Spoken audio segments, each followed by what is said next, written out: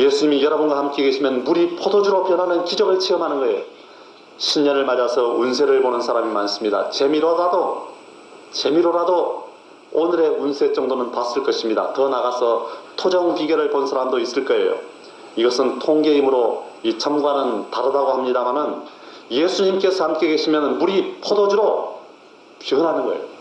사람 발이나 씻어주던 그 맹물 같은 인생이 하나님을 섬기는 성찬상에 올라가는 포도주와 같이 귀한 인생으로 변화되는 것입니다.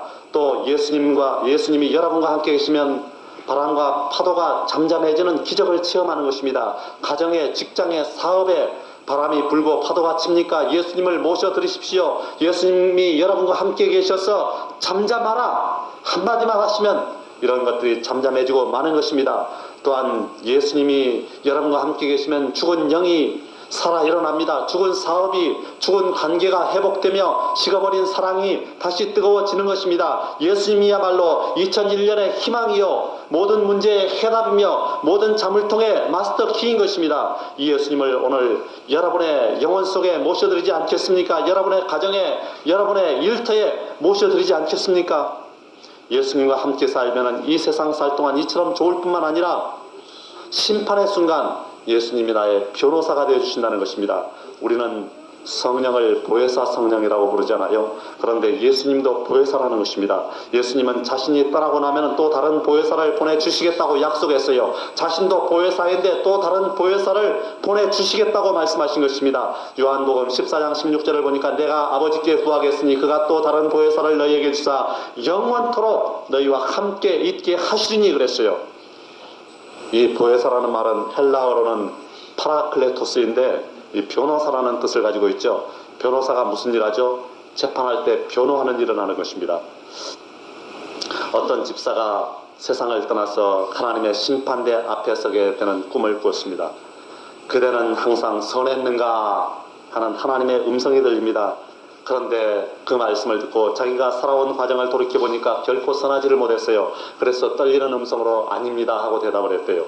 이번에는 그대는 항상 의로웠는가 하는 음성이 들렸어요. 그래서 그것도 생각해봤더니 결코 의롭지가 못했어요. 그래서 아닙니다 하고 대답을 했답니다.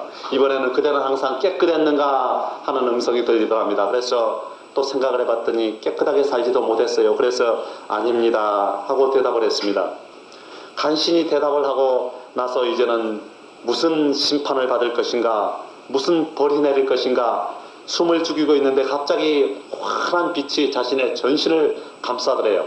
그래서 얼굴을 들어서 봤더니 예수님이 오셔서 옆에 서 계시더랍니다.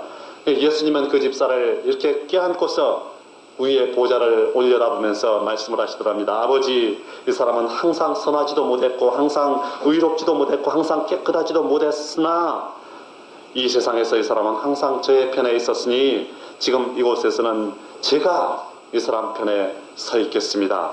그러더랍니다. 예수님은 여러분 위대한 변호사인 것입니다. 두 번째로 성령이 오신 목적이 무엇이냐? 성령님은 왜 오셨느냐? 성령님도 사람들과 함께 생활하러 오셨어요. 성령님 우리 마음의 주인인 것입니다. 2000년 전 예수님이 제자들을 떠나지 않고 그들 곁에 항상 함께 계셨던 것 같이 오늘날은 성령님이 우리를 떠나지 않고 우리 속에 우리 곁에 항상 함께 계신 것입니다. 예수를 모셔드리라고 지금까지 말씀을 드렸습니다마는 그 말씀대로 우리가 아멘 주 예수여 오시옵소서 하고 우리의 마음문을 열어드리면 예수님이 오시는데 어떻게 오시느냐? 성령을 통하여 오신다는 것입니다. 성령으로 오신다는 것입니다. 하나님 아버지는 예수님 안에 계셔요. 그리고 예수님은 성령님 안에 계셔요. 하나님 아버지는 예수님 안에 계시고 예수님은 성령님 안에 계시고 그러므로 여러분 우리가 성령님을 모셔드리면 그 속에 예수님이 계시고 그 속에 하나님 아버지도 계시는 것입니다. 그러면 아까는 왜 예수님을 모셔드리라고 했느냐? 그것은 2000년 전에 이 땅 위에 사시는 예수님의 능력이 어떠하며 그 능력이 오늘날도 동일하게 임할 수 있다는 것을 보여주기 위해서 그런 것입니다. 결국 성령을 영접하는 것이 예수님을 영접하는 것이요 성령님을 영접하는 것이 예수님을 믿는 것입니다. 요한복음 1장 12절을 보면 영접하는 자 곧 그 이름을 믿는 자들에게는 하나님의 자녀가 되는 권세를 주셨으니 그랬어요. 영접하는 자가 곧 믿는 자라는 것입니다. 아브라함과 함께 계셨던 성령님, 모세와 함께 계셨던 성령님, 엘리야와 함께 계셨던 성령님, 구약시대 선지자들과 함께 계셨던 성령님, 그리고 예수님의 제자들과 함께 하셨던 성령님, 이 성령님은 오늘 우리와도 함께 해주시기를 원하시는 것입니다. 오늘날도 우리는 성령과 함께 전도하고, 성령과 함께 기도하고, 성령과 함께 설교하고, 성령과 함께 귀신 쫓아내고, 성령과 함께 치료하며 매일매 순간 성령님과 함께 생활해야만 되는 것입니다. 2000년 전에 제자들은 예수님 오늘도 갈릴리로 가서 전도하신다고요? 빨리 같이 가시죠 그랬을 것입니다. 오늘날 우리도 성령님 저 출근합니다. 빨리 같이 가시죠. 저와 함께 같이 가요 하고 성령과 함께 생활해야 되는 것입니다. 성령이 함께 계시면 좋습니다. 성령이 함께 계신다는 것은 우리가 하나님의 자녀요 그리스도의 사람이라는 증거인 것입니다. 로마서 8장 9절을 보니까 만일 너희 속에 하나님의 영이 거하시면 너희가 육신에 있지 아니하고 영에 있나니 누구든지 그리스도의 영이 없으면 하나님의 사람이 아니라, 그렇게 말씀하고 있습니다. 성령이 있어야 예수님 사람이래요. 성령이 있으면 예수 그리스도의 사람이라는 것입니다. 또 로마서 8장 14절부터 16절에 보면 무릇 하나님의 영으로 인도함을 받는 그들은 곧 하나님의 아들이라. 너희는 다시 무서워하는 종의 영을 받지 아니하였고 양자의 영을 받았으므로 아바 아버지라 부르짖느니라. 성령이 친히 우리 영으로 더불어 우리가 하나님의 자녀인 것을 증거하시나니 그랬어요. 하나님의 영으로 인도함을 받는 자들이 하나님의 아들이래요. 성령으로 인도함을 받는 사람들이 하나님의 아들이라는 것입니다. 성령이 우리가 하나님의 자녀라는 것을 증거하는 것입니다. 또 성령이 함께 계시면 우리를 위해서 기도해 주십니다. 로마서 8장 26절을 보니까 이와 같이 성령도 우리 연약함을 도우시나니 우리가 마땅히 빌 바를 알지 못하나 오직 성령이 말할 수 없는 탄식으로 우리를 위하여 친히 간구하시느니라. 성령이 우리를 위해서 친히 기도하신다는 것입니다. 또 성령이 함께 계시면 우리에게 좋은 일이 일어납니다. 시편 107편 9절을 보니까 저가 사모하는 영혼을 만족해 하시며 줄인 영혼에게 좋은 것으로 채워주심이로다 그랬어요.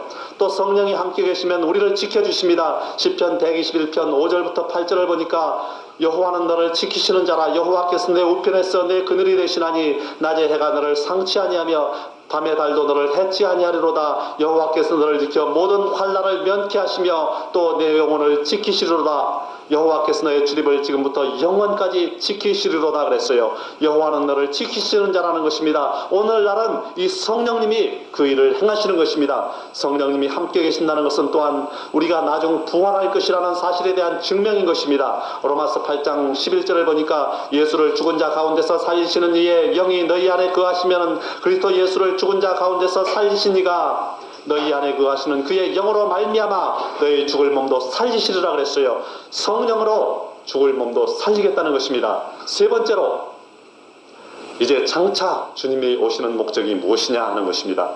이제 얼마 있지 아니하여 주 예수님께서 재림하십니다. 그러면 우리 성도들이 부활하는 것입니다. 보라 내가 너희에게 비밀을 말하노니 우리가 다 잠잘 것이 아니요 마지막 나팔의 순식간에 호련히 다 변화하리니 나팔 소리가 나매 죽은 자들이 썩지 아니할 것으로 다시 살고 우리도 변화하리라. 고린도전서 15장 51절부터 52절.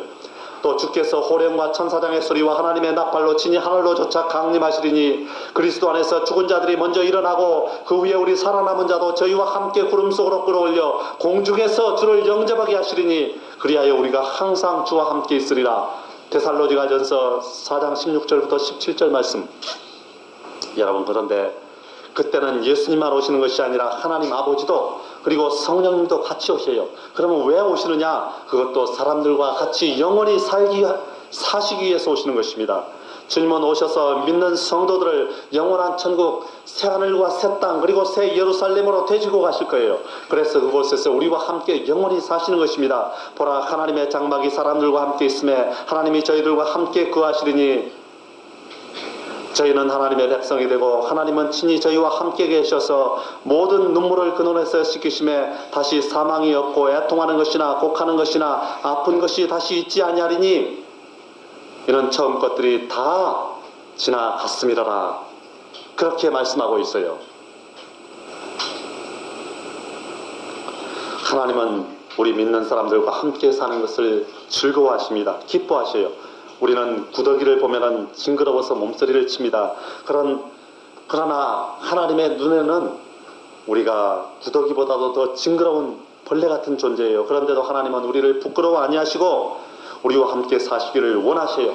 히브리서 11장 16절을 보니까 저희가 이제는 더 나은 본향을 사모하니 곧 하늘에 있는 것이라. 그러므로 하나님이 저희 하나님이라 일컬음 받으심을 부끄러워 아니하시고 저희를 위하여 한 성을 예비하셨느니라.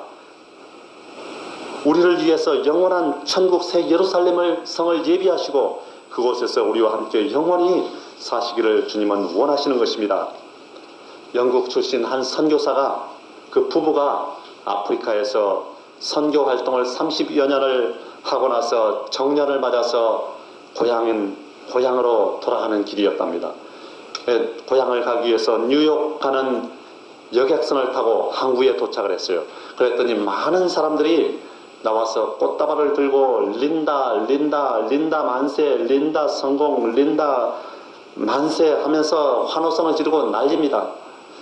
선교사가 왜 그런가 하고서 알아봤더니 그 배에 공군 대위 한 사람이 탔는데 바로 그 사람이 린다였어요. 그 사람은 태평양 비행 횡단에서 성공을 했기 때문에 그 많은 사람들이 와서 환영을 했다는 것입니다. 이 선교사 부부는 생각을 했어요. 자기들은 30년 세월을 그 미개 지역의 문명 발전과 영혼 구원을 위해서 수고를 하고 돌아오는데 한 사람도 환영하는 사람이 없어요.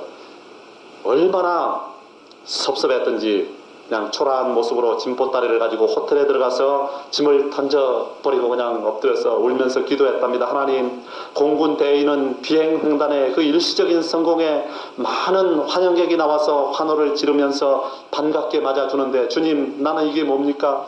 30년을 수고하고 왔는데도 위로하는 사람 한 사람도 없지 않습니까? 그랬더니 그때 하나님께서 음성으로 들려주시더랍니다. 나의 사랑하는 자야, 린다 환영받는 것이 부러우냐? 그는 고향에 왔으니까 환영을 받지만 너는 이제 아직 아버지 집에 이 천국이라는 고향에 돌아오지는 않지 않았느냐? 내가 얼마 있지 않냐요? 이 천국 고향에 올라오면은 그때는 천군 천사들이 모두 다 환영하면서 너를 맞아줄 것이다. 그렇게 말씀을 하시더랍니다. 여러분, 우리도 그때를 기다리면서 용기를 잃지 말고 살아가야 되겠습니다. 그러나 여러분, 불신자들은 어떻습니까? 데살로니가 전서 1장 7절부터 9절을 보니까 주 예수께서 저의 능력의 천사들과 함께 하늘로부터 불꽃 중에 나타나실 때에 하나님을 모르는 자들과 우리 주 예수의 복음을 복종치 않는 자들에게 형벌을 주시리니 이런 자들이 주의 얼굴과 그의 힘의 영광을 떠나 영원한 멸망의 형벌을 받으리로다 그랬어요. 불신자들에게는 영원한 멸망을 선포한 것입니다.